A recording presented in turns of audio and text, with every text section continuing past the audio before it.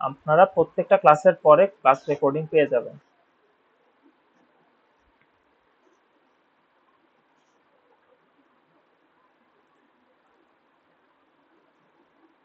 আমি আপনাদের সাথে আছি তন্ময় মজুমদার, আপনাদের মেন্টর।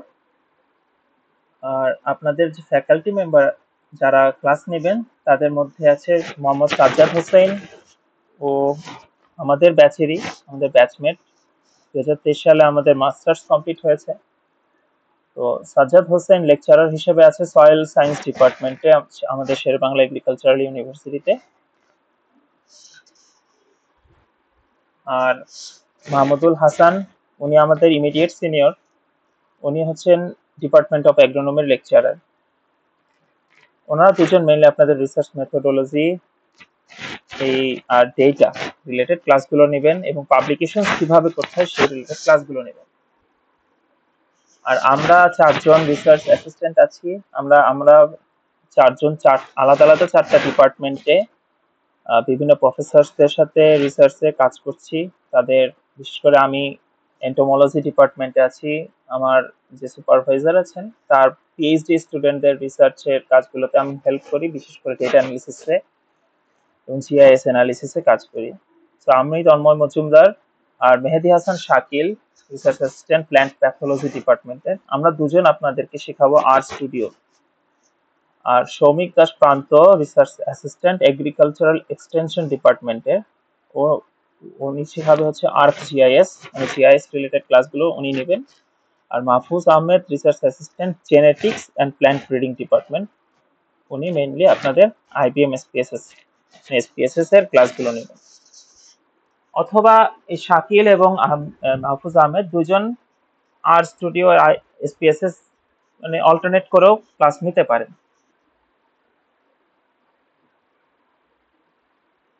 তো এই কোর্সটা কমপ্লিট করার পরে আপনাদের বেনিফিট কি সেটা আমাদের আগে জানা জরুরি, যাতে এই ক্লাসগুলো করতে আপনাদের আগ্রহ আরো বেড়ে যায়। ফার্স্টে আমাদের যেটা হবে সেটা হচ্ছে আমাদের নিজেদের থিসিস, যারা বিশেষ করে স্টুডেন্ট আছে যারা হায়ার স্টাডির জন্য বাইরে যাচ্ছেন, অথবা এখন এগ্রিকালচার স্টুডেন্ট আমাদের সাথে চারজন আছেন, তো তাদের থিসিস রাইটিং এর ক্ষেত্রে নিজের থিসিস নিজেই করতে পারবে। এবং এই যে আমরা বলেছি যে আমাদের কোর্সের পরে যে আমাদের ইন্টার্নশিপটা হবে সে সময় যে রিভিউ আর্টিকেল আপনারা লিখবেন, অথবা আপনারা নিজেরাও যদি রিভিউ আর্টিকেল লিখতে চান অন্য কারোর সাথে, সেই ক্ষেত্রে আপনাদের এই কোর্সটা কাজে লাগবে। আপনারা এখান থেকে এ টু জেড কাজগুলো শিখে যাবেন এবং এই কাজগুলোর প্র্যাকটিক্যাল ইমপ্লিমেন্টেশন আপনারা আমাদের ইন্টার্নশিপ চলাকালীন সময় করতে পারবেন, যাতে প্র্যাকটিক্যালি আপনাদের যে নলেজটা এই কোর্স থেকে গ্যাদার করলেন সেগুলো যেন আরো ফিক্স হয় আপনাদের ব্রেইনে। Secondly, scholarship opportunity. আপনি যদি কোনো প্রফেসরকে, ইউএস কানাডার প্রফেসর অথবা অস্ট্রেলিয়ান কোনো প্রফেসরকে ম্যানেজ করে অ্যাসিস্ট্যান্টশিপ নিয়ে যেতে চান, সেই ক্ষেত্রেও আপনার স্কলারশিপ বিশেষ করে ন্যাশনাল স্কলারশিপ গুলো, এগুলোর ক্ষেত্রে আপনার কিন্তু যোগ্যতা দেখবে, রিসার্চের এক্সপেরিয়েন্স এবং বিভিন্ন রিসার্চের কাজগুলোর জন্য যে কি কি আপনার যোগ্যতা আছে, বিশেষ করে ডেটা অ্যানালিসিসের যোগ্যতা, জিআইএস অ্যানালিসিস, এই রিলেটেড কাজগুলো করার যে আপনাদের যে অ্যাবিলিটি সেগুলো দেখবে। তো এগুলো আপনাদের অ্যাসিস্ট্যান্টশিপ অথবা স্কলারশিপ পাওয়ার অপরচুনিটিস কিন্তু বাড়িয়ে দেবে। থার্ডলি হচ্ছে research in higher study abroad. বিশেষ করে হায়ার স্টাডি তো আমরা যেগুলো ফান্ডেড, মানে ফান্ডেড যে প্রোগ্রামগুলোতে যাই সবগুলো রিসার্চ বেসড। তো রিসার্চের বাইরে কোনো ফান্ড নাই। সামান্য কিছু স্টাইপেন্ডস থাকে ইউনিভার্সিটি কর্তৃক, যেটা কিনা কম্পিটিটিভ বেসিসে আপনারা পাবেন। তো তো ওখানে যেহেতু আমার রিসার্চ রিলেটেড কাজগুলোতে যেতে হবে, তো দেশ থেকে শিখে যাওয়াটাই ভালো, কারণ ওখানে যে শেখাটা আর একটু হার্ড। ওরা অনেক অ্যাডভান্স আমাদের থেকে, ওদের রিসার্চ, ওদের মানে সমস্ত কাজগুলো অনেক অ্যাডভান্স। অ্যাটলিস্ট আমাদের দেশীয় যে দেশ থেকে যদি আমরা একটা মোটামুটি ভালো নলেজ নিয়ে যেতে পারি, ওখানে ওদের কাজগুলোকে আমাদের ক্যাচ করতে ইজি হবে। 4 নাম্বার হচ্ছে জব ইন রিসার্চ ফিল্ডস। যারা বর্তমানে প্রফেশনালস আছেন আমাদের দেশে হোক ইভেন বিদেশেও অনেকে দেখেন যে জার্মানি অথবা নেদারল্যান্ডসে ডেটা ডেটা সায়েন্স অথবা হচ্ছে ডেটা অ্যানালিস্ট হিসেবে জব নিয়ে চলে যেতে চায়। সেক্ষেত্রে আমরা হেল্প করি আমাদের গ্র্যান্ডবার্স থেকে, যে বিশেষ করে নেদারল্যান্ডসে এবং জার্মানিতে জব নিয়ে যাওয়ার জন্য এখানে আমরা হেল্প করি। তো সেই ক্ষেত্রে ডেটা অ্যানালিস্ট শেখা কিন্তু খুব জরুরি। তো রিসার্চ ফিল্ডে জব করা, সেটার ক্ষেত্রে আপনাদের এই কোর্সটা খুব জরুরি, মানে কাজে লাগবে আশা করি। তারপরে আমাদের যে রেকর্ডেড ক্লাসগুলো থাকবে সেটা লাইফ টাইম অ্যাক্সেস পাবেন, যাতে করে যে কোনো সময় আপনি প্র্যাকটিসের অভাবে হয়তো অনেক সময় ভুলে যায়, তখন আপনি কোর্স ক্লাসগুলো আপনার দেখে দেখে আবার আহ, আপনাদের যে স্কিলগুলোকে ঝালাই করে নিতে পারবেন। আর আমাদের ইন্টার্নশিপ অপরচুনিটিস তো আছেই, যারা স্টুডেন্টস আছেন তাদের জন্য এটা খুব কাজে লাগবে, যারা প্রফেশনাল তাদের জন্য এটা আসলে কিছুই না, কিন্তু স্টুডেন্টসের জন্য এটা অনেক ভ্যালিউড। বিশেষ করে এই কোর্সের সার্টিফিকেশন প্লাস হচ্ছে ইন্টার্নশিপের সার্টিফিকেশন, দুইটাই খুব জরুরি। তবে আমি একটা কথা বলি যে ইন্টার্নশিপের অপরচুনিটিসটা কিন্তু ডিপেন্ড করে আপনার এই টাস্কগুলো যেগুলো আমরা দিব সেই টাস্কগুলো আপনারা কমপ্লিট করছেন কিনা। কারণ আপনারা যদি রেগুলার টাস্ক কমপ্লিট না করেন, তাহলে আমরা কি মনে করব যে আপনারা কোর্সটা করে কিছু শিখতে পারেননি। এখন যে কোর্স করে শিখতে পারেনি তাকে আমরা স্বাভাবিকভাবে কোনো কাজে নিতে পারবো না, এটা স্বাভাবিক। সো চেষ্টা করবেন ক্লাসগুলো ঠিকঠাক করা এবং প্র্যাকটিস করা। বিশেষ করে আমরা টাস্ক কিন্তু খুব কঠিন কোনো টাস্ক দিব না, কারণ আপনি শিখেই সঙ্গে সঙ্গে আহামরি ভালো কিছু করতে পারবেন না, এটা স্বাভাবিক। তো আমরা ছোট ছোট কিছু টাস্ক দিব, সেই ছোট ছোট টাস্কগুলো আপনারা রেগুলার কমপ্লিট করবেন।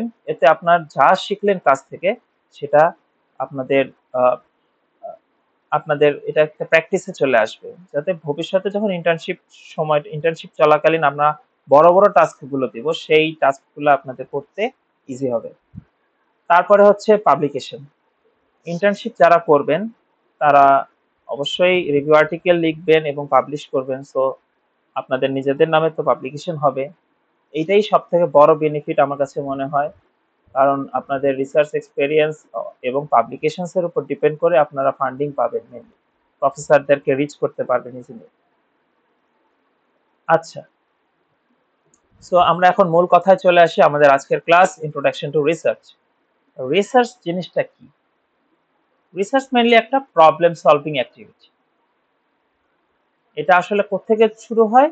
যখন একজন রিসার্চারের মাইন্ডে একটা কোয়েশ্চেন তৈরি হয়।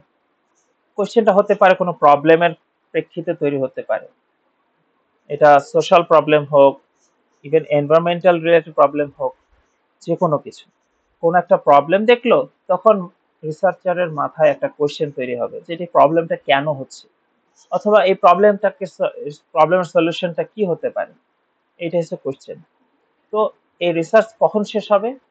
যখন আমার বিভিন্ন অ্যাক্টিভিটির কারণে বা রিসার্চারের বিভিন্ন অ্যাক্টিভিটির কারণে একটা অ্যান্সার, এই কোশ্চেনটার একটা অ্যান্সার পেয়ে যাবে। হতে পারে কেন এই প্রবলেমটা হচ্ছে, মানে কজ, অ্যান্ড দ্য সলিউশন, এই দুইটাই সেই কোশ্চেনের অ্যান্সার হতে পারে।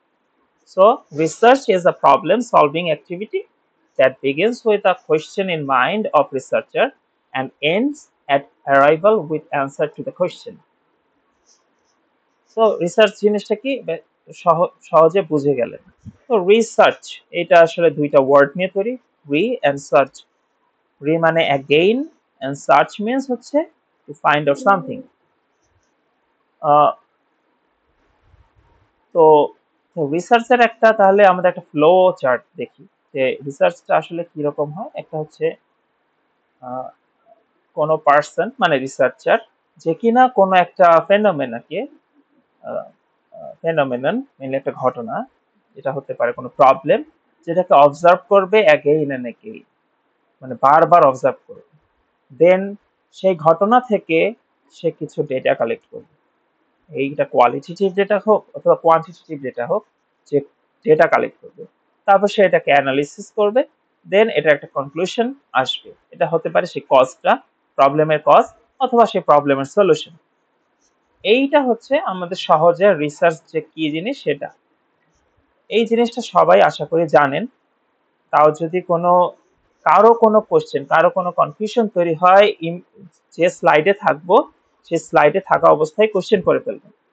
এতে করে আপনার ইমিডিয়েট কোশ্চেনটা আপনার মাথায়, যে আমার ক্লাসের সাথে সাথে যে ইমিডিয়েটলি যে কোশ্চেন অ্যারাইজ করবে, দেন সেটার অ্যান্সারটা দ্রুত পেয়ে যাবে। আর আপনারা যদি কোনো কোশ্চেন না করেন, তখন আমি বুঝবো যে আপনারা ক্লাসটা বুঝছেন, মানে আমি যা বলছি সেটা বুঝতে পারছেন। সরি। তো রিসার্চের মেথড হচ্ছে, মানে রিসার্চ মেথডটা সেটা আসলে তিনটা স্টেপে, মানে তাহলে আমরা যেটা দেখলাম তিনটা স্টেপ থাকে। যেটা প্রবলেমটা দেখেছি, যে ঘটনাটা দেখেছি, সেটা থেকে ডেটা কালেক্ট করা, দেন ডেটাকে অ্যানালিসিস করা, তারপরে হচ্ছে ফাইনালি ডেটাকে রিপ্রেজেন্ট করা, মানে data representation and report writing যেটাকে আমরা বলি। মানে ডেটা অ্যানালিসিস করে সেটাকে রিপ্রেজেন্ট করা এবং সেটার উপর একটা রিপোর্ট লেখা, এটা হচ্ছে ফাইনাল কাজ আমাদের। তো আমাদের রিসার্চের পারপাসটা কি, কেন আমরা রিসার্চ করি বা কেন করব? To discover new facts or principles, নতুন কোনো মানে যে ঘটনাটা আছে সেই সেই ঘটনাটাকে ডিসকভার করা, এটার পিছনের কারণটা খুঁজে বের করা, এরকম। To verify and test important facts or principles. তো আমি যে ঘটনাটা মানে আবিষ্কার করলাম বা ডিসকভার করলাম, সেটাকে ভেরিফাই করা অথবা এটাকে টেস্ট করা বিভিন্নভাবে, যে কেন প্রবলেমটা হয়, এই কজটা বের করতে গেলেও টেস্ট করতে হয়, তাই না? তারপর এটা সলিউশন বের করতে গেলেও বিভিন্ন টাইপের সলিউশন দিয়ে আমাদের সলিউশন ইমপ্লিমেন্ট করে এটা সলভ গুলা বের করার, মানে বিভিন্ন প্যাথ ওয়ে ফলো করে আমাদের সেই সলিউশন বের করার আনার চেষ্টা করতে হয়। তারপরে কি, to fresh interpretation of known facts or principles, আমরা যে বিষয়গুলো জানি বা প্রিন্সিপালস গুলো জানি, যে ফ্যাক্টস গুলো জানি, সেগুলোকে ইন্টারপ্রিট করা, সেটাকে ব্যাখ্যা করা, ডিসক্রাইব করা, সেক্ষেত্রেও রিসার্চ জরুরি। To analyse an event or process or phenomenon, to identify the cause and effect relationship, কোনো ইভেন্ট, কোনো কোনো প্রসেস, তারপর কোনো ঘটনা, যেটা কিনা সেটা আইডেন্টিফাই করতে হবে, এটা কজ অ্যান্ড ইফেক্টটা, এটা রিলেশনশিপটা, সেটা বের করা, এটাও আমাদের রিসার্চের কাজ। তারপর হচ্ছে কি, to develop new scientific tools. ওই যে নিউ সায়েন্টিফিক টুলস বলতে প্রবলেমের সলিউশন বের করা হতে পারে, বিভিন্ন মেথড হতে পারে, যে মেথড গুলা দিয়ে আমি কোনো একটা কাজকে হয়তো ইজিলি করতে পারি। Concepts and theories to solve and understand scientific and non scientific problems, scientific অথবা নন সায়েন্টিফিক যে কোনো প্রবলেমকেই সলিউশন করায়, এটা আমাদের রিসার্চের অন্তর্ভুক্ত। তারপর আরো কি আছে, to explain mechanism of scientific and non scientific approach, বিভিন্ন মেকানিজমকে এক্সপ্লেইন করা আর কি। তারপর হচ্ছে to find solutions to scientific and non scientific and social problems. তারপর কি, to overcome or solve the problems, মানে যে এই টাইপের প্রবলেম, সায়েন্টিফিক, নন সায়েন্টিফিক অথবা সোশ্যাল প্রবলেম গুলো, সেগুলোর সলিউশন গুলোকে, মানে solve the problems occurring in our everyday life, মানে এই যত রকমের প্রবলেম আছে সেগুলোকে সলভ করা, এগুলো আমাদের রিসার্চের পারপাস। তো আমরা যেহেতু জানলাম আমাদের রিসার্চের পারপাস কি, তো আমরা অ্যাটলিস্ট ব্রডলি বুঝতে পারলাম যে আমরা কেন, মানে আমাদের রিসার্চের টপিক বের করতে ইজি হবে। তখন রিসার্চের টপিক গুলো বের করতে ইজি হবে, আমি কোন প্রবলেম আছি বা কোন পারপাসে রিসার্চ করতেছি, আমার পারপাসটা যদি জানা থাকে, দেন আমি কিন্তু ইজিলি একটা রিসার্চের টপিক ফাইন্ড আউট করতে পারবো। তারপর হচ্ছে কি, ক্যারেক্টারিস্টিক্স অফ রিসার্চ, একটা রিসার্চের ক্যারেক্টারিস্টিক্স গুলো কি হতে হবে। কেউ কোনো কোশ্চেন করবেন? জি তমন ভাই, জানতে জি ভাই। চাচ্ছিলাম যে এই আপনার এই যে রিসোর্সটা, মানে যে প্রেজেন্টেশনটা দিচ্ছেন, এটার ইয়াটা কি আমরা পাবো? আমাকে একটা প্রোভাইড করবেন?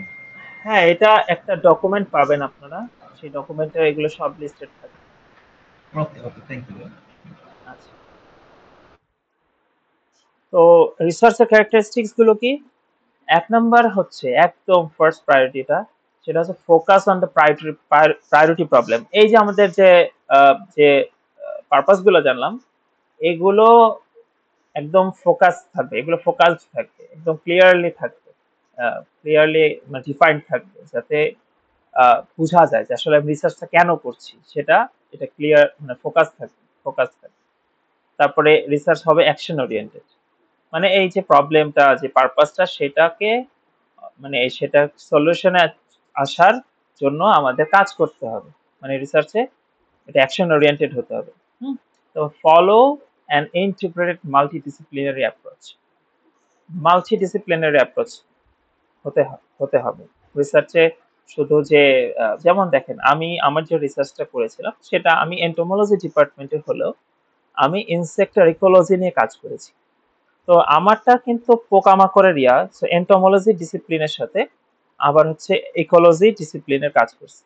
আবার আমার সেই রিসার্চে, মানে আমার মাস্টার্সের থিসিস যেটা, তো সেখানে ডেটা অ্যানালিসিসের সাথে আমি জিআইএস অ্যানালিসিসও করছি।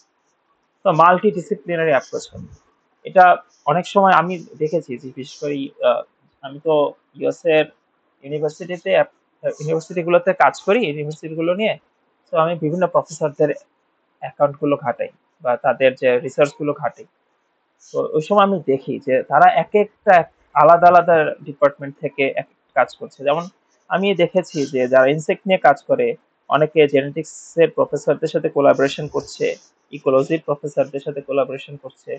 আবার অনেকে দেখছি যে বলে মলিকুলার বায়োটেকনোলজি, তারপরে মলিকুলার বায়োলজি, এরকম বিভিন্ন বিষয় নিয়ে একসাথে মিলে এক একটা রিসার্চ করছে। আমাদের দেশে হয়তো আমাদের স্টুডেন্টসরা একটা সিঙ্গেল ডিসিপ্লিন নিয়ে করে। আহ, তো এই টাইপের সিঙ্গেল ডিসিপ্লিন একটা রিসার্চে সাধারণত ভ্যালুড হয় না জার্নালগুলোতে। ডিসিপ্লিনারি অ্যাপ্রোচ যদি থাকে, তখন এগুলো আরো ভালো ভালো পাবলিকেশনে, ভালো ভালো জার্নালগুলোতে পাবলিশ করা যায়। তো সাধারণত রিভিউ আর্টিকেল গুলো এরকম হয় না, কিন্তু মানে যেগুলাকে মেইন রিসার্চ বলি আমরা, থিসিস যেটাকে বলি, সেগুলোতে আমরা এরকম অ্যাপ্রোচ দেখতে পাই এবং এটা স্বাভাবিক। আচ্ছা, তারপরটা কি? পার্টিসিপেটরি ইন নেচার, মানে সবার এখানে পার্টিসিপেশন থাকবে, involving all parties concerned at all stages of study. মানে শুধু প্রফেসর রিসার্চার্স নাই না, এটার মধ্যে হতে পারে ফার্মার্সরা অ্যাড হতে পারে। তারপরে হচ্ছে বিশেষ করে আমার ক্ষেত্রে আমি যখন কাজ করেছি, তো আমি যখন ফিল্ডের ডেটা নিয়েছিলাম, তখন আমি ফার্মারদের কাছে আহ, আহ, তাদের কাছে জিজ্ঞেস করেছিলাম তারা কখন ইনসেক্টিসাইড স্প্রে করেছে ফিল্ডে। তো এখানে কিন্তু ফার্মারদের পার্টিসিপেশন ছিল। তো এরকম বিভিন্ন বিষয়। তো আমাদের বিভিন্ন যারা ওই স্পেসিফিক স্টাডিতে যারা ইনভলভ হতে পারে, সবাইকে ইনভলভ করে নেওয়া। তারপর হচ্ছে কি টাইমলি অ্যান্ড কস্ট ইফেক্টিভ, মানে রিসার্চটা অবশ্যই টাইমলি হতে হবে এবং কস্ট ইফেক্টিভ হতে হবে। আমরা প্রচুর খরচ করতে পারবো না, আমাদের সাধ্যের মধ্যে খরচ করে টাইমলি প্রবলেম সলিউশনটা বের করা। কারণ আমার ধরেন একটা প্রবলেম হলো, এখন এখন প্রবলেমটা ধরেন ফ্লাড, একটা প্রবলেম ফ্লাড। এখন মেহেরপুরে পানি উঠে যায় ধরেন বেশি বৃষ্টি হলে, এটা একটা প্রবলেম। তো যে সময় প্রবলেমটা হবে, সো ওই টাইমে আমার ডেটা কালেক্ট করতে হবে, ওই টাইমে আমার একটা সলিউশন বের করতে হবে। এখন আমি ওইটা নিয়ে পরে কাজ করলে তো কাজ হবে না। তো ওই টাইমে ডেটা কালেক্ট করলাম, পরে সলিউশন বের করতে গেলাম, আমার প্রবলেমে তো অনেক ক্ষয়ক্ষতি হয়ে গেল। তো স্বাভাবিকভাবে আমাদের রিসার্চটা কোনো প্রবলেম সলিউশনের ক্ষেত্রে যদি হয়, তাহলে অবশ্যই এটা টাইমলি শেষ করতে হবে, যাতে অ্যাটলিস্ট সলিউশনটা বের করে আমরা ওটা ইমপ্লিমেন্ট করতে পারি। আচ্ছা, আর যদি রিকারেন্ট প্রবলেম হয়, এটা মানে প্রতি বছরই হচ্ছে, তো এরকম যদি হয়, তখন এটা অন্য কেস। কিন্তু হুট করে একটা প্রবলেম চলে আসছে, যেমন করোনা। করোনা একটা হুট করে একটা প্যান্ডেমিক সিচুয়েশন। তো এইটার সলিউশন বের করাটা খুব জরুরি। তো এইরকম রিসার্চ গুলা হচ্ছে একদম টাইমলি করতে হয়। আর যেগুলো রিকারেন্টলি হয়, প্রতি বছরই হয়, সেই ক্ষেত্রে একটু ফ্লেক্সিবিলিটি থাকে। তারপর হচ্ছে simple and short term design হতে হবে। মানে অনেক লং টার্ম যদি আমি করে যাই, যেমন করোনার ইয়াটা যদি লং টার্ম হয়তো, রিসার্চ ডিজাইনটা যদি আমার লং টার্ম হতো, তাহলে আরো অনেক মানুষ মারা যেত। তো যেহেতু এটা শর্ট টার্ম ছিল এবং দ্রুত চেষ্টা করছে, দ্রুত কোনো ভ্যাকসিন ডেভেলপ করতে, ভ্যাকসিনের যাকে তৈরি করতে, যদিও ওখানে অনেক ফল্ট ছিল প্রথম দিকের ভ্যাকসিন গুলোতে, কিন্তু তাও তারা চেষ্টা করেছে দ্রুত একটা সলিউশনে আসতে। তো এরকম হতে হবে আমাদের একটা ভালো রিসার্চের ক্যারেক্টারিস্টিক্স, এরকম হতে হবে। এবার আসি desirable qualities of research. Qualities of research বলতে আর ক্যারেক্টারিস্টিক্স এর একটু তফাৎ আছে। রিসার্চ, ভালো রিসার্চ হতে হলে ক্যারেক্টার গুলো থাকতেই হবে। আর কোয়ালিটি, এটা সব থাকতে হবে এমন নয়। সবগুলো কোয়ালিটি যে প্রেজেন্ট থাকতে হবে রিসার্চে আমার, এমন নয়। কিন্তু ক্যারেক্টারিস্টিক্স গুলো রিসার্চের মধ্যে থাকা ম্যান্ডেটরি। কোয়ালিটিস গুলো যত বেশি থাকবে তত মানে রিসার্চের কোয়ালিটি বাড়বে, রিসার্চটা আরো ভালো হবে।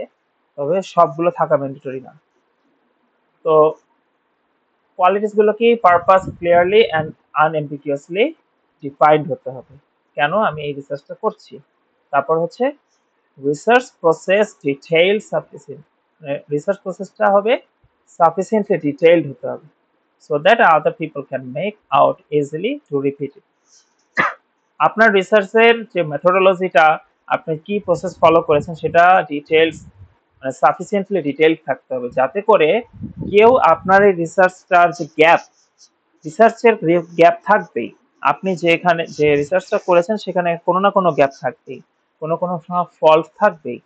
সো সেই ফল্টটা আবার যাতে মানে কভার আপ করা যায়, এবং আপনার রিসার্চের গ্যাপটা নিয়ে যদি আরো কেউ রিসার্চ করে সেই প্রবলেমটাকে সলিউশন বের করে নিয়ে আনতে পারে, আনতে চায়, সেই জিনিসটাকে কিন্তু করার একটা মানে ওয়ে করে দিতে হবে। যেমন রাদারফোর্ডের পরমাণু মডেল, সেটার উপরে কাজ করে আবার বোর পরমাণু মডেল করেছে।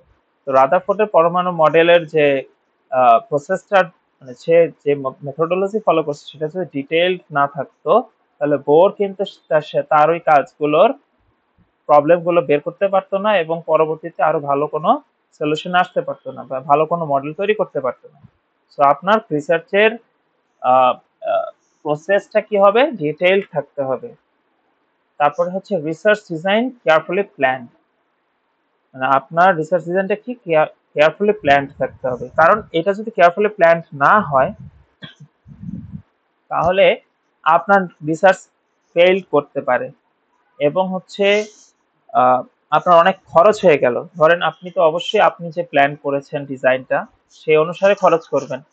তো এখন ডিজাইনটা যদি ওয়েল প্ল্যান্ড না হয় তাহলে আপনার ওই যে কস্ট ইফেক্টিভনেসটা থাকবে না।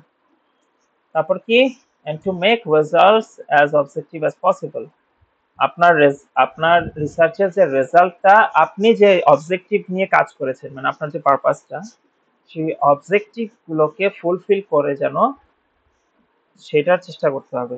হুম, যত পারা যায় অবজেক্টিভটা যেন ফুলফিল করে। আচ্ছা, তারপর হচ্ছে ethical issues considered and address properly. আপনি যদি কোনো আহ, আহ, এই জন্য রেফারেন্স করতে হয়, যেমন আপনি যদি কারোর পেপার থেকে মানে কোনো কিছু সাইট করেন, অথবা হচ্ছে এআই এর ব্যবহার করেন, হ্যাঁ, কোনো জায়গা থেকে ডেটা কালেক্ট করেন, এটা হতে পারে প্রাইমারি অথবা সেকেন্ডারি ডেটা, কোনো জায়গা থেকে যে ডেটা কালেক্ট করেন, তো এই জিনিসগুলো ওখানে অবশ্যই প্রপারলি অ্যাড্রেস থাকতে হবে। এটাকে আমরা রেফারেন্সিং বলতেছি। এখন আপনি যদি ওইটাকে উল্লেখ না করেন, অন্য মানুষের লেখা নিয়ে ব্যবহার করলেন, অথচ তাকে কোনো তাকে সাইট না করলেন, তাহলে কিন্তু এটা ইথিক্যাল ইস্যু। তারপরে কি, অ্যাডিকুয়েট অ্যানালিসিস এনশিওরড, আপনি যে ডেটাগুলো কালেক্ট করেছেন সেগুলোকে অবশ্যই পারফেক্টলি অ্যানালিসিস করতে হবে। মানে ডেটাগুলো পারফেক্টলি কালেক্ট করা, ডেটাগুলোকে, যদিও পারফেক্টলি ডেটা কালেক্ট করা যায় না, কারণ কিছু পার্সেন্ট ম্যানিপুলেট করতেই হয়, 10 থেকে 15% ম্যানিপুলেশন এটা গ্র্যান্টেড। সো আপনারা কিছু ম্যানিপুলেট করতেই পারেন, কিন্তু এই অ্যানালিসিসটাকে যেন ঠিকঠাক করা হয় সেটা দেখতে হবে। এরপরে কি, আরো কোয়ালিটিস কি আছে, researcher should report with complete honesty and frankness any flaws in procedural design he followed, and should provide estimates of their effects on the findings, মানে আপনার রিসার্চার অবশ্যই তার যে রিপোর্ট থাকবে সেই রিপোর্টের মধ্যে সে অনেস্টির সাথে এবং ফ্র্যাঙ্কলি বলে দিবে কোনো ভুল ত্রুটি আছে কিনা বা তার কোনো লিমিটেশন ছিল কিনা কাজ করার। যেমন আমি যখন থিসিস করেছিলাম তখন আমার ডেটা কালেক্ট করার কথা ছিল 25 দিন, সেখানে আমি ডেটা 25 দিন কালেক্ট করতে পারিনি, সেটা আমি ওখানে উল্লেখ করেছি। তারপরে কিছু এনভায়রনমেন্টাল ইস্যুস ছিল, সেগুলো আমি ওখানে উল্লেখ করেছি। তো এই টাইপের কোনো ফ্লস যদি থাকে বা আমার প্রসিজারের মধ্যে যদি কোনো প্রবলেমস থাকে সেগুলোকে অবশ্যই উল্লেখ করতে হবে, আমার কোনো লিমিটেশনস থাকলে সেগুলোকে উল্লেখ করতে হবে। তারপর কি findings unambiguously presented to make it easy to understand by the readers. তো আপনার যে ফাইন্ডিংস গুলো থাকবে সেগুলোকে মানে গোপন রাখা যাবে না, ক্লিয়ারলি প্রেজেন্টেড থাকতে হবে, যাতে হচ্ছে যারা পড়বে সে যেন সহজে বুঝে যায় আসলে আপনার রিসার্চের ফাইন্ডিংসটা কি, আপনি কিভাবে এটা এটা ইভেন মেথোডোলজির ক্ষেত্রে তো বললাম, মেথড মানে প্রসেস প্লাস হচ্ছে রেজাল্ট, দুইটাই একদম ক্লিয়ার থাকতে হবে, যাতে আপনার রিসার্চের গ্যাপ, এই যে এই প্রত্যেকটা কথাই কি আপনার রিসার্চের গ্যাপগুলো যাতে বোঝা যায় এবং সেখান থেকে নতুন অপরচুনিটিস আসে রিসার্চ করার, সেটা যেন রিডারের জন্য ইজি হয়। এরপর কি researcher should specify and describe the conditions, ঠিক আছে, under which the conclusion seems to be valid। কোনো কন্ডিশনস যদি থাকে যেটার উপরে আসলে মানে যে রেজাল্টটা আসলো সেটা কোনো কন্ডিশনের উপর ডিপেন্ড করে যদি হয়, যেমন অনেকে এরকম করে যে একটা কন্ট্রোলড এনভায়রনমেন্টে ডেটা কালেক্ট করে, যেখানে যেমন ধরুন গ্রিন হাউসে যারা সবজি চাষ করে, যে গ্রিন হাউসের ভিতরে টেম্পারেচার হিউমিডিটি সবকিছু কন্ট্রোল থাকে, আবার সেইখানে সেম ভ্যারাইটির প্ল্যান্ট গুলো যদি আবার ফিল্ড কন্ডিশনে যায় যেখানের এনভায়রনমেন্ট আমার কোনো কন্ট্রোলে নাই, যে কোনো সময় বৃষ্টি হচ্ছে, যে কোনো সময় রোদ আসছে, হ্যাঁ, তো এরকম কন্ডিশনস গুলো যদি থাকে সেগুলো অবশ্যই মেনশন হবে, স্পেসিফাই করা থাকবে। তারপর কি conclusions always made Solly based on the data, never beyond data, না আপনার ডেটা যেগুলো কালেক্ট করেছেন সেই ডেটার উপর ডিপেন্ড করেই আপনার রেজাল্ট মানে আপনার যে কনক্লুশনটা বা রেজাল্ট সেটা আসতে হবে, আপনার ডেটার বাইরে কোনো কথা বলা যাবে না, ডেটার বাইরে কথার কোনো ভ্যালু নাই। সো কনক্লুশনটা অবশ্যই বেসড অন ডেটা হতে হবে। এরপর আসি types of research in broad sense. আসলে দুই রকমের রিসার্চ হয়, ফান্ডামেন্টাল অর বেসিক রিসার্চ, আর একটা হচ্ছে অ্যাকশন অর অ্যাপ্লাইড রিসার্চ। এখন ফান্ডামেন্টাল অর বেসিক রিসার্চটাই বেশি, আমরা বলবো যে 95% কেসে যে রিসার্চ গুলো হয় সেগুলো ফান্ডামেন্টাল অর বেসিক রিসার্চ। এটা কেমন? It is designed to add an organized body of scientific knowledge and does not necessarily produce results of immediate practical value। মানে ওই যে বললাম যে রিকারেন্ট যেসব প্রবলেম সেগুলোর ক্ষেত্রে সলিউশন বের করাটা কিন্তু একটা ফ্লেক্সিবিলিটি থাকে। ধরেন আমার এখন মিরপুরে এই বৃষ্টির সময় পানি উঠছে, আগামী বছরও বৃষ্টির সময় পানি উঠবে, তার পরের বছর বৃষ্টির সময় পানি উঠবে, তো আমার এইটা রিসার্চ আমি করতেই পারি 3 বছর ধরে, আমি 3 বছর ধরে করতেই পারি, এই প্রবলেমটার সলিউশন বের করতেই পারি। তো 3 বছর পরে হয়তো আমার লং টার্ম একটা রেজাল্ট রিসার্চের পরে আমি অরিজিনাল সলিউশনটা পেলাম, তখন এটা একটা অ্যাপ্লিকেশন আসতে পারে। অথবা ফান্ডামেন্টাল বা বেসিক রিসার্চের আরেকটা ইয়া হচ্ছে সায়েন্টিফিক নলেজ তৈরি করা, যেমন রাদারফোর্ডের পরমাণু মডেল একটা সায়েন্টিফিক নলেজ তৈরি করার জন্য ছিল, বোরের পরমাণু মডেল একটা সায়েন্টিফিক নলেজ তৈরি করার জন্য ছিল, ফিজিক্সের বিভিন্ন থিওরিগুলা নলেজ সায়েন্টিফিক নলেজ তৈরি করার জন্য ছিল, ইভেন বেশিরভাগই আপনারা যেটা দেখবেন সেটা সায়েন্টিফিক নলেজ তৈরি করার জন্য। রিভিউ আর্টিকেল যা যা করে সবাই, এগুলো সবই সায়েন্টিফিক নলেজ তৈরি করার জন্য বেশিরভাগ। আর অ্যাপ্লাইড রিসার্চ যেগুলো সেগুলো হচ্ছে মেইনলি এই যে সরাসরি প্রবলেম সলভ করার জন্য ডিরেক্টলি করা হয়, যেমন করোনার ইয়াটা, এটা হচ্ছে অ্যাপ্লাইড রিসার্চ। ঠিক আছে, কোনো একটা আমি একটা ভ্যাকসিন তৈরি করছি, সেটা হতে পারে এখন একটা ইমিডিয়েট একটা প্রবলেম আসলো, যেমন হঠাৎ করে শোনা গেছে যে আহ, কোনো উত্তর মেরুতে ধরেন অনেক দ্রুত বরফ গলা শুরু করছে। এটা হঠাৎ করে হয়তো প্রবলেম তৈরি হলো, যে আগে এত এত স্পিডে হয়তো বরফ গলে নাই। তো এটার কজটা কি? তো এইটাও ইমিডিয়েট, মানে এটা এটাও একটা আহ, না, এইটা হবে ফান্ডামেন্টাল, কারণ এটার কজটা যে বের করাটা, সেটা হচ্ছে ফান্ডামেন্টাল। কিন্তু ইমিডিয়েট প্রবলেম সলিউশন টাইপের যেটা, সেটা হচ্ছে applied research. It is undertaken to solve an immediate practical problem and the goal of adding to scientific knowledge is secondary. এটা অ্যাপ্লাইড রিসার্চ থেকে যে নলেজ তৈরি হবে না এমন নয়, কিন্তু আপনার একটা প্রবলেম সলভ করার করার জন্য যে যে ইয়াটা বের করলেন, আপনি যে সলিউশনটা বের করলেন, এটাও কিন্তু একটা নলেজ, তাই না? সো যদিও পারপাসটা কিন্তু ওই নলেজটা তৈরি করা ছিল না, ওটা ছিল সলিউশনটা বের করা। এটা হচ্ছে বিষয়। আশা করি বুঝছেন। একটু পেঁচায় ফেলছি মনে হচ্ছে, কিন্তু আশা করি বুঝছেন। যদি না বুঝে থাকে বলতে পারেন। সবাই বুঝছেন?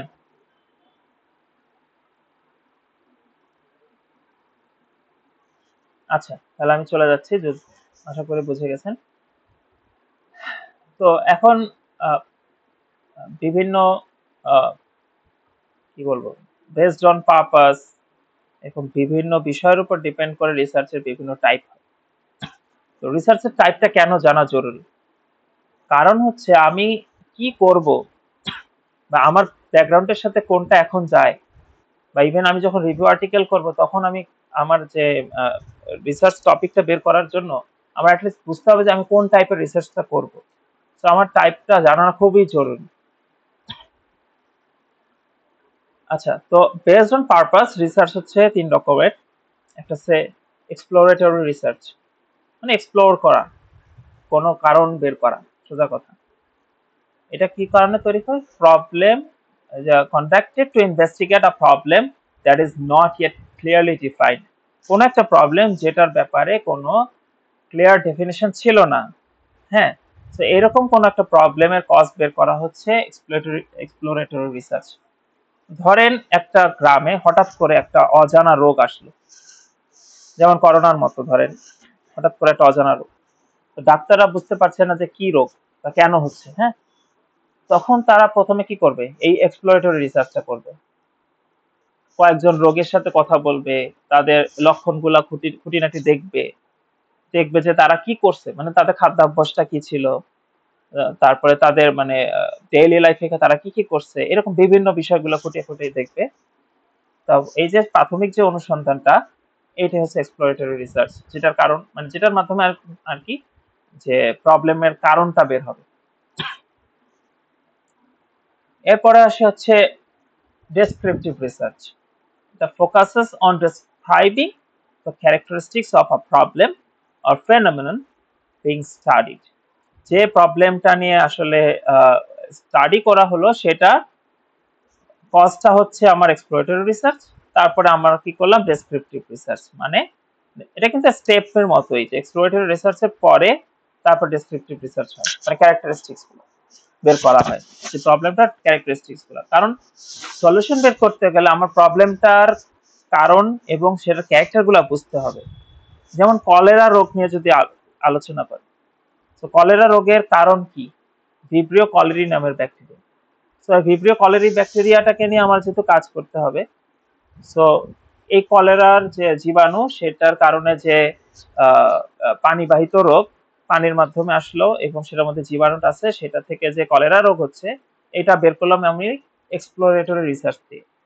এখন আমরা ডেসক্রিপটিভ রিসার্চে আসছি, তাহলে কলেরা রোগের জীবাণুর কাহিনীগুলো বের করতে হবে।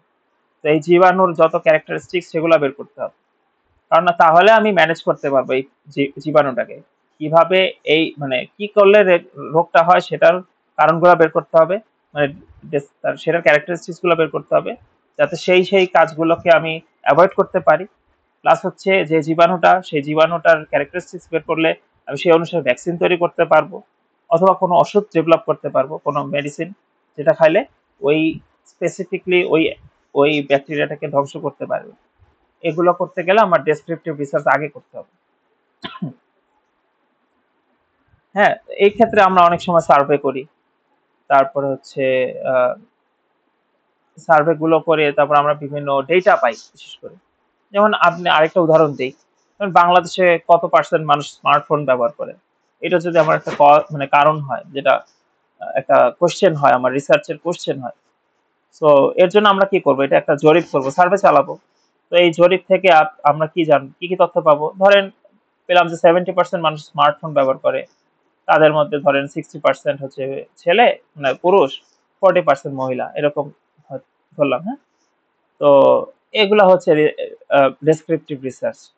হ্যাঁ, এখান থেকে আমরা কিছু ডেটা পাবো, আমাদের কিছু ফাইন্ডিংস গুলা, এরকম বিভিন্ন ক্যারেক্টার গুলা পাবো। তারপর আসি হচ্ছে এক্সপ্লেনেটরি রিসার্চ। এবার হচ্ছে এক্সপ্লেইন করব, এটা কি aims to determine cause and effect relationships between variables. যেসব ভ্যারিয়েবলস গুলো নিয়ে আমাদের আলোচনা হবে, যেমন রোগ একটা ভ্যারিয়েবল, রোগ হওয়ার কারণটা কি, মানে একটা জীবাণু, এটা একটা ভ্যারিয়েবল। হ্যাঁ, এরকম বিভিন্ন ভ্যারিয়েবলস নিয়ে আমরা যে কাজ করব, সেগুলোর কজ অ্যান্ড ইফেক্টের যে রিলেশনশিপস বের করাটা হচ্ছে এক্সপ্লেনেটরি রিসার্চের কাজ। এমন একটা উদাহরণ দেই, যেমন হচ্ছে ধরেন আমাদের এগ্রিকালচারের থেকে একটা উদাহরণ দিই। একটা নির্দিষ্ট এলাকায় ধরেন ধানের ফলন কম হচ্ছে, ধান কম মানে রাইসের প্রোডাকশন কম হচ্ছে, তখন আমরা কি করলাম, এক্সপ্লেনেটরি রিসার্চ করলাম আগে কারণ বের করার জন্য। তারপরে দেখলাম যে জমিতে যে সারের পটাশিয়াম অথবা হচ্ছে অন্য কোনো আহ, ধরেন নিউট্রিয়েন্টের অভাব দেখা গেল, কারণ বের করে ফেলছি। এরপরে আমার কাজ হবে এই কারণটা আহ, কারণটা বের করা, এই কারণের ফলাফল সম্পর্কে ব্যাখ্যা করা।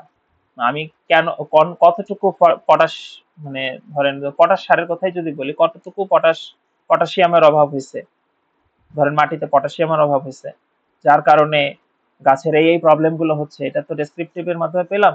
তো এরপরে আমি যখন কজের আর ইফেক্ট যেটা পাইলাম, সেটার যে রিলেশনশিপটা থাকবে, সেটা যখন আমি ডিসক্রাইব করব, তখন ওটা হয়ে যাবে এক্সপ্লেনেটরি রিসার্চ। ইভেন আমি যে সলিউশনটা বের করব, সলিউশনটা কিন্তু একটা ইমপ্লিমেন্টেশন, ওইটাও কিন্তু কজ অ্যান্ড ইফেক্ট। কিরকম, ধরেন আমি পটাশ সার অ্যাপ্লিকেশন করলাম, এখন সার জমিতে ছিটাই দিলাম, এখন ডেফিসিয়েন্সিটা তো ফুলফিল হলো, যে ডেফিসিয়েন্সিটা কভার আপ হয়ে গেল, তখন তখন আমি বুঝলাম কি, যে আমি জমিতে এই পরিমাণ অভাব ছিল, আমি জমিতে এই পরিমাণ করে অ্যাপ্লিকেশন করার কারণে একটা ভালো ফলন পাইছি। অতিরিক্ত অ্যাপ্লাই করলে কিন্তু টক্সিসিটি হয়। যেমন আমরা যখন খাবার খাই, আমরা অতিরিক্ত খাইলে কি হবে, ফুড পয়জনিং হবে। অতিরিক্ত ভিটামিন আমাদের বডিতে গেলে তখন কি হবে, টক্সিসিটি তৈরি হবে। ইভেন ওয়াটার বেশি পরিমাণে ইনটেক করলেও আমাদের কিন্তু বডিতে ক্ষতি হয়। তো এই যে মানে ইমপ্লিমেন্টেশনের কারণে যে রেজাল্ট আসে, সেইটার রিলেশনশিপটাও কিন্তু এক্সপ্লেনেটরি রিসার্চ। সো এইটা কিন্তু অ্যাটলিস্ট একদিক থেকে আপনি বলতেই পারেন যে একটা স্টেপ বাই স্টেপ প্রসেস। এটা কি আপনারা ক্লিয়ার, মানে পারপাস হিসাবে কি ক্লিয়ার, যে রিসার্চ বেসড অন পারপাসের এই টাইপগুলো ক্লিয়ার নাকি আপনারা?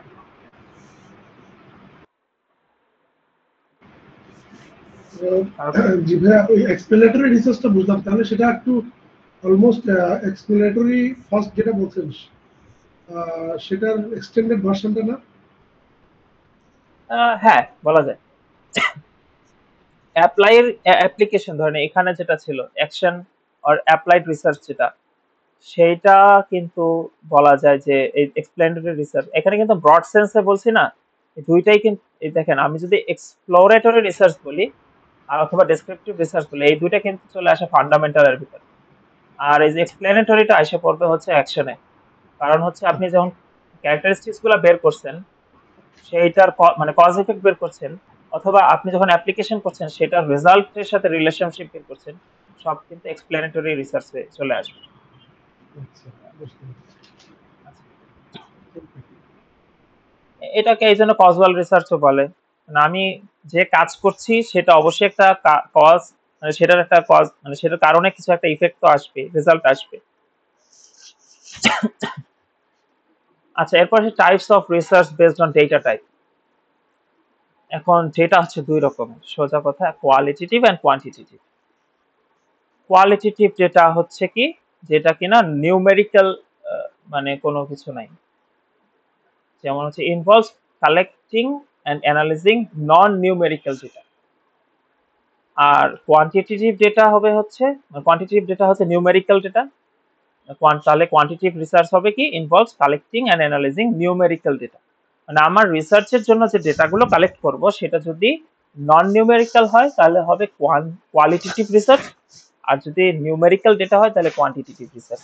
আমি উদাহরণ দিই, যেমন কোয়ালিটেটিভ রিসার্চ মানে নন নিউমেরিক্যাল ডেটা দিয়ে যেটা হবে, যেমন কি আমরা এইটার ক্ষেত্রে ইন্টারভিউ নেই, কোন একটা আহ, আহ, কি বলে এটাকে, টিম ডিসকাশন হতে পারে, গ্রুপ ডিসকাশন হতে পারে, হ্যাঁ, এইভাবে করে আমরা কালেক্ট করি ডেটাগুলো।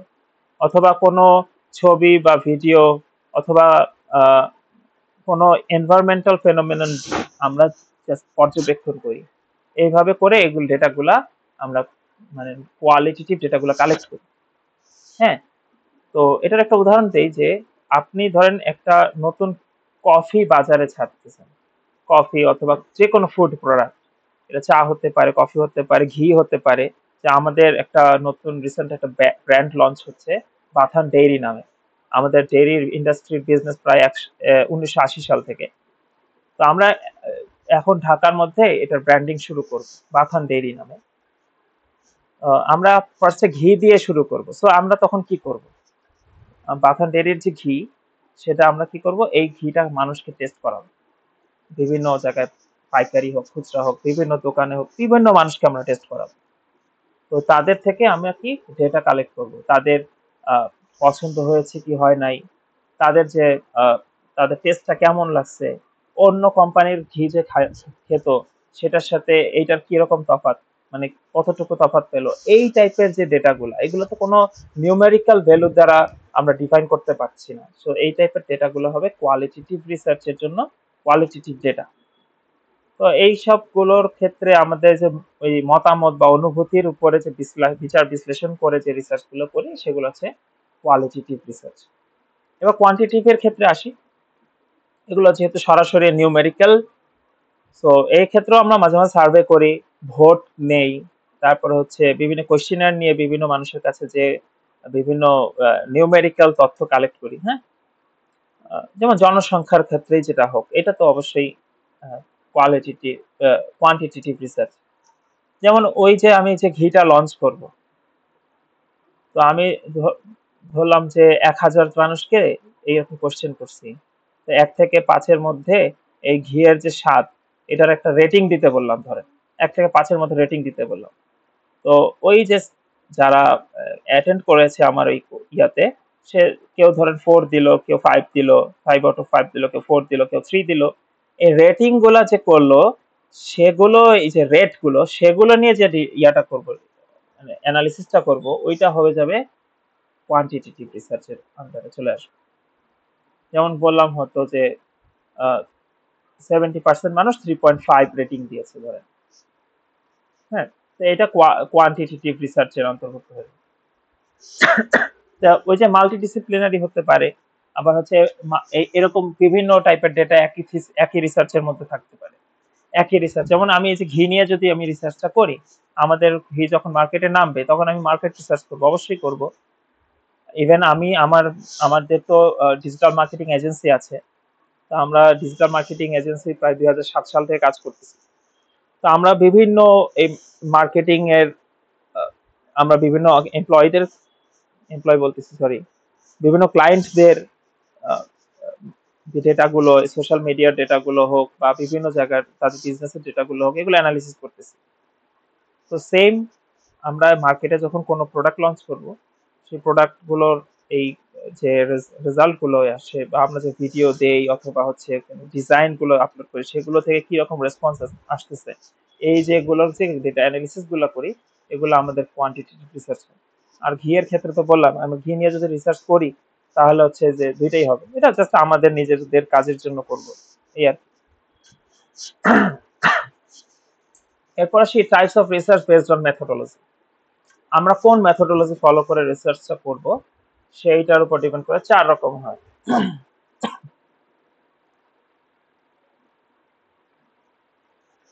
ফার্স্ট আসি এক্সপেরিমেন্টাল রিসার্চ।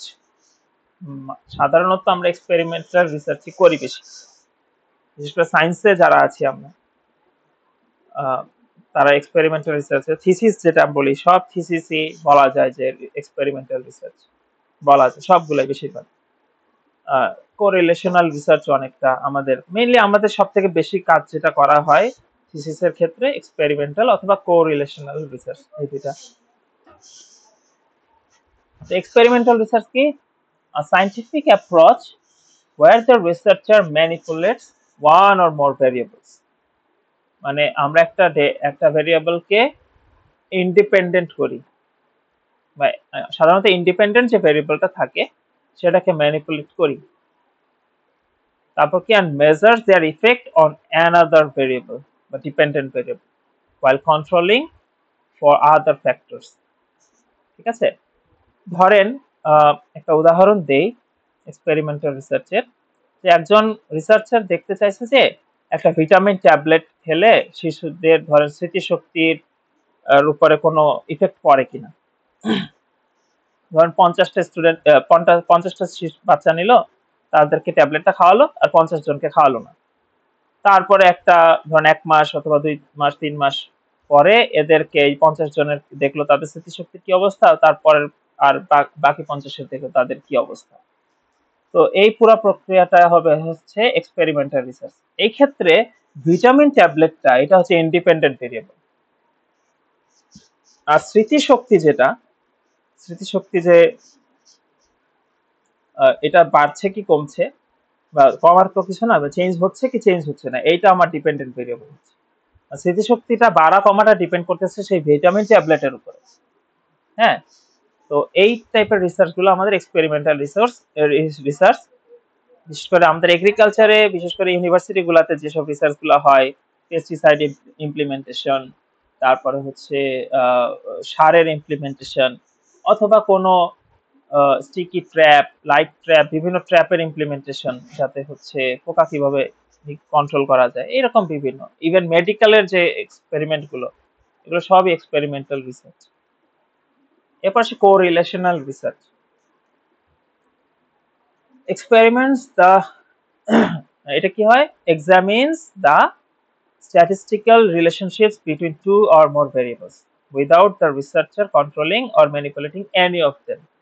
ধরেন দুইটা, যদিও আমরা স্ট্যাটিস্টিক্যাল রিলেশনশিপ বের করি এক্সপেরিমেন্টাল রিসার্চের ক্ষেত্রে, কিন্তু শুধু কোরিলেশনাল রিসার্চ যদি হয়, শুধু মানে এটা এক্সপেরিমেন্টাল না, মানে আমার যে দুইটা ভেরিয়েবল দুইটাই ডিপেন্ডেন্ট মানে দুইটার উপর ডিপেন্ড করতেছে, এরকম যদি হয়, অথবা আমরা যে এনভায়রনমেন্টের যে ইফেক্ট যদি আমি কোনো কিছুর উপর দেখতে চাই, এনভায়রনমেন্টের উপরেও আমার কোনো হাত নাই, এবং এনভায়রনমেন্টের ইফেক্টের কারণে কোনো কিছুর যদি চেঞ্জেস আসে সেটার উপরেও আমার কোনো হাত নাই।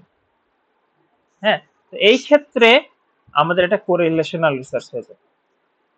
ঠিক আছে, ধরেন কি এরকম একটা উদাহরণ দেই, যে একজন রিসার্চার দেখলো যে বেশি আইসক্রিম খায়, যারা বেশি আইসক্রিম খায় তাদের ওজন বাড়ে। এটা একটা বিষয় ধরলাম, যে একটা আইসক্রিম খাওয়াটা একটা বিষয়, আর হচ্ছে ওজন বাড়াটা একটা বিষয়। এখানে আইসক্রিম খাওয়াটা আর হচ্ছে ওজন বাড়ার যে সম্পর্কটা বের করতেছি সেটা কোরিলেশন। এক্ষেত্রে আমি কিন্তু কোনো ম্যানিপুলেশন করি নাই, কারণ আগের ক্ষেত্রে কি ছিল, 50টা স্টুডেন্টকে আমি ট্যাবলেট খাওয়াইছি, আর হচ্ছে 50টা স্টুডেন্টকে ট্যাবলেট খাওয়াই নাই। তো এক্ষেত্রে আমার বাচ্চাদের উপরে কি ছিল, একটা কন্ট্রোল ছিল, আমার ট্যাবলেট খাওয়ানোটা আর না খাওয়ানোটা এটার উপর কন্ট্রোল ছিল, এটা ইন্ডিপেন্ডেন্ট ভেরিয়েবল ছিল। কিন্তু এই যে মোটা মানুষ যে আইসক্রিম খায়, এইটা আইসক্রিম খাওয়ার উপর আইসক্রিম খাচ্ছে, ওই যে মোটা বা চিকন যেই থাকুক, যে আইসক্রিম খাচ্ছে বেশি বেশি, তো এই খাওয়াটা একটা বিষয় ধরেছি যেখানে আমরা ইচ্ছা করে কোনো কিছু করি নাই, কোনো ম্যানিপুলেশন করি নাই। হ্যাঁ, আমরা র্যান্ডমলি চুজ করছি ধরেন, আর আইসক্রিম খাওয়ার কারণে যে মোটা হচ্ছে কি হচ্ছে না সেই বিষয়টা নিয়ে একটা রিলেশনশিপ বের করার চেষ্টা করেছি। এটা হচ্ছে কোরিলেশনাল রিসার্চ।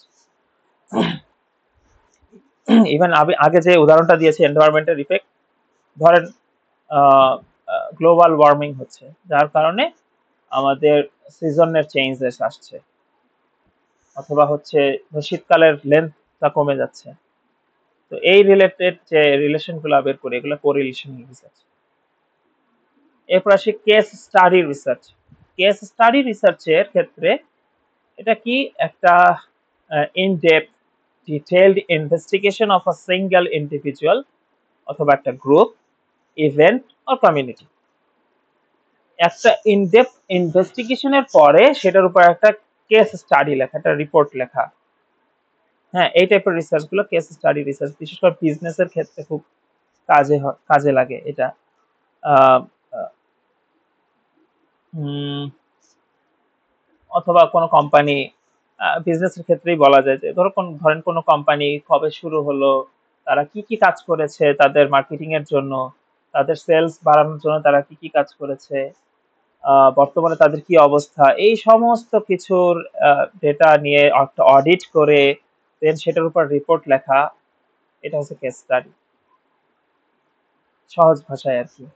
আরেকটা উদাহরণ দেওয়া যায়, ধরলাম ধরলাম ঢাকায় যে এখন রিক্সা চালকের সারা জীবনের আয় ব্যয়, পারিবারিক জীবন, হ্যাঁ, সামাজিক সংগ্রাম, এসব কিছু নিয়ে আমরা ধরেন দেখলাম যে একটা রিক্সাওয়ালা কিভাবে কোত্থেকে রিক্সা ম্যানেজ করতেছে, তারপরে তার আয় কত, ব্যয় কত, ওভারঅল একটা মানে সব অনেকগুলো রিক্সাওয়ালাকে নিয়ে আমরা কাজ করে এটা একটা কেস স্টাডি করলাম। এতে কি হলো, আমার একটা রিসার্চ ফাইন্ডিংটা হলো রিক্সাওয়ালার জীবন নিয়ে। এরকম হচ্ছে সাধারণত কেস স্টাডি রিসার্চ করি। আর আরেক লাস্ট একটা টাইপ হচ্ছে হিস্ট্রিক্যাল রিসার্চ। হিস্ট্রিক্যাল রিসার্চ কি involve study, understanding and interpreting past events to understand the present and anticipate the future.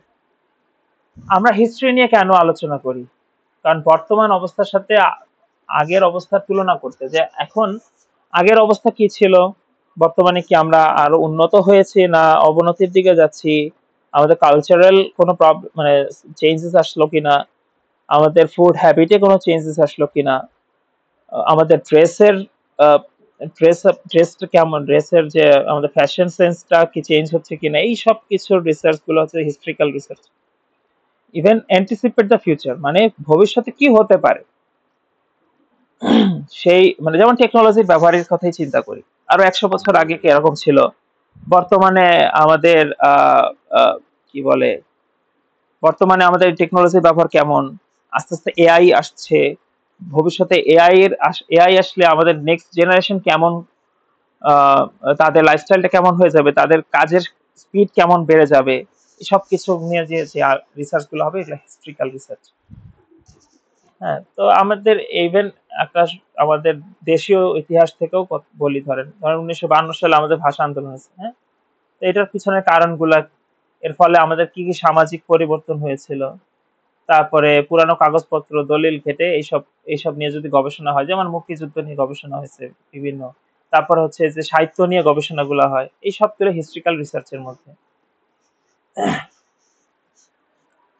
তো সাধারণত আর্টস ব্যাকগ্রাউন্ডের যারা থাকেন, সব ক্ষেত্রেই আমাদের মানে কোন কোন রিসার্চ কোন ব্যাকগ্রাউন্ডে বেশি কাজে লাগে, কোন ব্যাকগ্রাউন্ডে কম লাগে, কিন্তু এমন না যে কোনোটাই কোনো কাজে লাগে না। যেমন এই যে টেকনোলজি রিলেটেড যে কথাটা বললাম, অবশ্যই এটা সায়েন্স ব্যাকগ্রাউন্ডের কাজ, অথবা বিজনেস ব্যাকগ্রাউন্ডেও কিন্তু এই কাজটা হয়। কারণ এই টেকনোলজি রিলেটেড এই ট্রেন্ডটা বোঝা, এটা কিন্তু বিজনেসেরও বিষয়। তো আমাদের কোন মেথোডোলজি ফলো করে আমরা কোন রিসার্চ করবো সেটা বোঝা উচিত। আমাদের টাইপগুলো কেন বোঝা উচিত সেটা আশা করি বুঝতে পারছেন আপনারা। এইটা নিয়ে কারো কোনো কোশ্চেন আছে?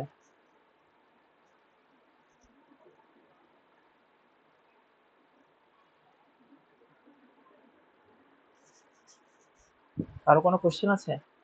না থাকলে আমি পরে চলে যাই। Various stages of research.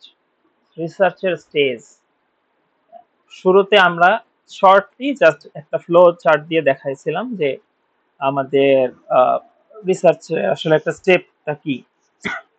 তো এখন আমরা একটু দেখব যে আমাদের মেইন স্টেজগুলো কি রিসার্চে।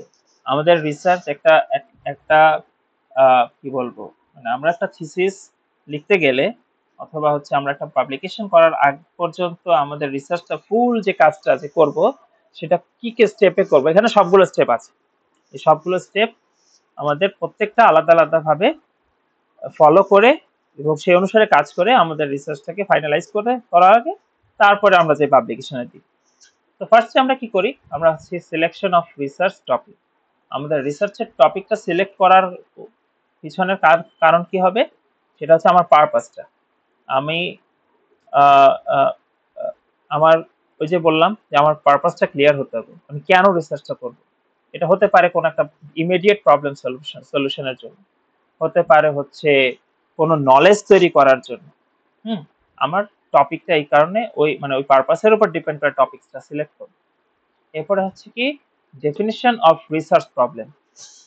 আমি নলেজ তৈরি করার জন্য করছি নাকি আমার প্রবলেম সলিউশনের জন্য করছি সেটাকে ডিফাইন করা। ঠিক আছে, তারপর হচ্ছে ডিফিনিশন অফ রিসার্চ প্রবলেমটার আরেকটা মানে এটা করতে গেলে আমরা বিভিন্ন কাজ করি। একটা হচ্ছে আমরা ইন্ট্রোডাকশন লিখি আমাদের থিসিসের, তারপরে তারপরে হচ্ছে অবজেক্টিভসটা নির্ধারণ করি। এইটা আমাদের ডেফিনেশন অফ রিসার্চ প্রবলেমে আসে। হ্যাঁ, তো এই জিনিসটা যখন হয়ে যায় এইটার উপর ডিপেন্ড করে আমরা থিসিসের কি লিখি, ইন্ট্রোডাকশন আর হচ্ছে অবজেক্টিভটা। এরপর লিটারেচার সার্ভে এন্ড হচ্ছে reference collection. Literature survey and reference collection এইটা হচ্ছে মেইনলি আমাদের রিভিউ অফ লিটারেচার পার্টটা। আমরা যখন থিসিস লিখি আমাদের ইন্ট্রোডাকশন এর পরপরই আমরা লিখি কি আমাদের রিভিউ অফ লিটারেচার। এইটার ক্ষেত্রে আমরা literature survey and reference collect করি। আমরা যে টপিক নিয়ে আমরা কাজ করব, হতে পারে যে আমরা একটা কি বলবো একটা পোকা নিয়ে কাজ করবো ধরেন।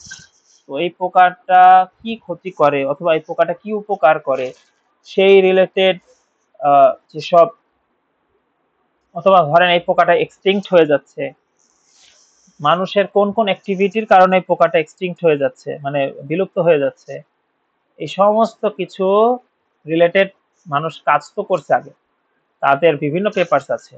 আমরা যেসব সার্চ ইঞ্জিনস গুলো আছে যেমন গুগল স্কলার, রিসার্চ গেট, স্কুপাস, হ্যাঁ যে অনেক সার্চ ইঞ্জিনস আছে।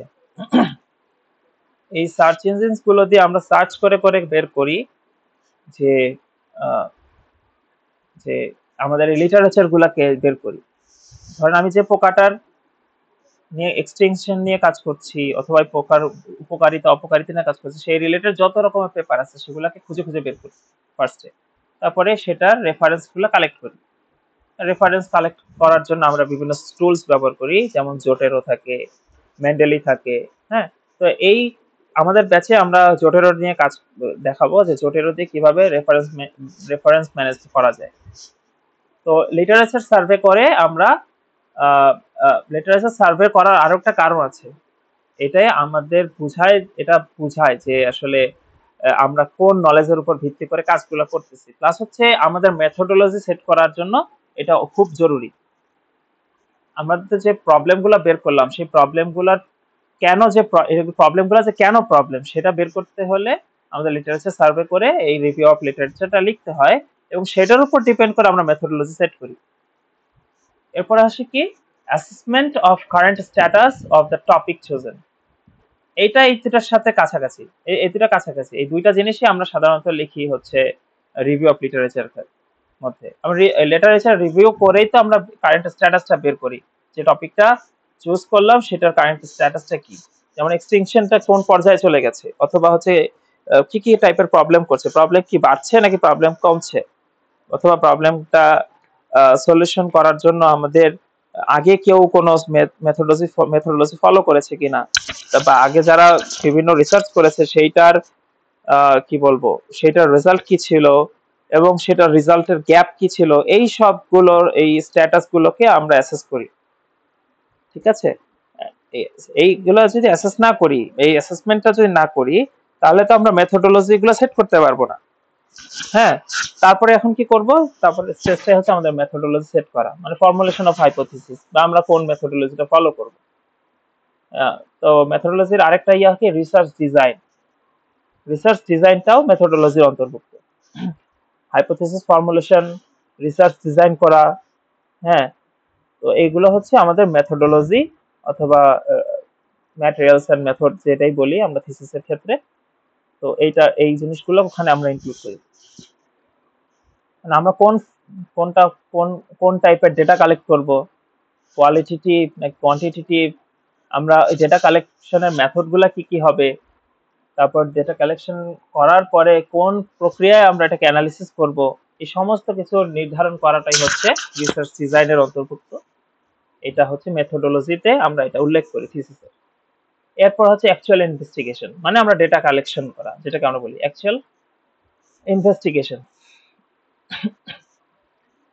এটা হচ্ছে আমাদের ডেটা কালেকশন, সার্ভে করে হোক, গ্রুপ ডিসকাশন করে হোক, অথবা হচ্ছে ওয়ান টু ওয়ান ইন্টারেকশন হোক, অথবা হচ্ছে আহ, এগুলো তো প্রাইমারি ডেটা কালেকশন, অথবা সেকেন্ডারি ডেটা হতে পারে, আমরা ইন্টারনেট থেকে ডেটা নিতে পারি, কোনো সরকারি কোনো সার্ভে থেকে ডেটা নিতে পারি, এগুলো হচ্ছে সেকেন্ডারি ডেটা কালেকশন। এগুলো হচ্ছে মেনলি অ্যাকচুয়াল ইনভেস্টিগেশন। আচ্ছা, এরপর আসি ডেটা অ্যানালিসিস। তারপরে স্টেজ হবে ডেটা অ্যানালিসিস, মানে আমরা যে ডেটাগুলো কালেক্ট করলাম সেটাকে অ্যানালাইজ করব। অ্যানালাইজ করার পরে যে রেজাল্টটা পাবো সেটাকে ইন্টারপ্রেট করব, ইন্টারপ্রিটেশন অফ রেজাল্ট। তো ডেটা অ্যানালিসিস এর পরে ইন্টারপ্রিটেশন অফ রেজাল্ট, এটাকে আমরা রেজাল্ট এন্ড ডিসকাশন বলি। আমাদের থিসিসে যে রেজাল্ট এন্ড ডিসকাশন অংশটা, সেটা আমরা আসলে এইখান থেকে পাই এবং এই অনুসারে লিখি। ইন্টারপ্রিটেশন অফ রেজাল্ট হচ্ছে রেজাল্ট এন্ড ডিসকাশন, যেটা আমরা লিখি। এরপর আসে রিপোর্ট। এতক্ষণ যা করলাম এগুলাকে যে ডকুমেন্টেড করাটাই হচ্ছে রিপোর্ট, মানে আমার যে রিসার্চটা ফুল করলাম এটাকে থিসিস আকারে লেখাটাই হচ্ছে আমাদের রিপোর্ট। ঠিক আছে, তো লিখে ফেললাম, মানে রিপোর্ট হয়ে গেল। এবং এটাকে আমি যদি এখন পাবলিশ করতে চাই জার্নালে, তখন পেপার আকারে কনভার্ট করাও এটাও রিপোর্ট। তারপর জার্নালে পাবলিশ করে দিলাম, পাবলিকেশনটা হলো ওইটাও রিপোর্ট।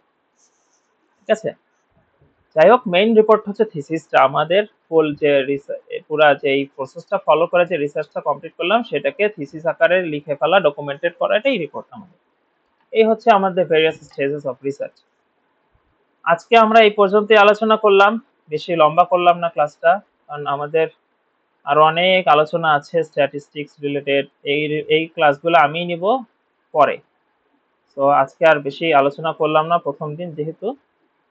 তো এই ডকুমেন্টটা আপনাদেরকে আমি দিয়ে দিব, এই হতে পারে স্লাইডটাই আপনাদেরকে শেয়ার করে দিতে পারি, অথবা হচ্ছে একটা গুগল ডকে একসাথে করে তারপর আপনাদেরকে ডকের লিংকটা দিয়ে দিলাম, আপনারা ওখান থেকে পড়ে নিতে পারবেন।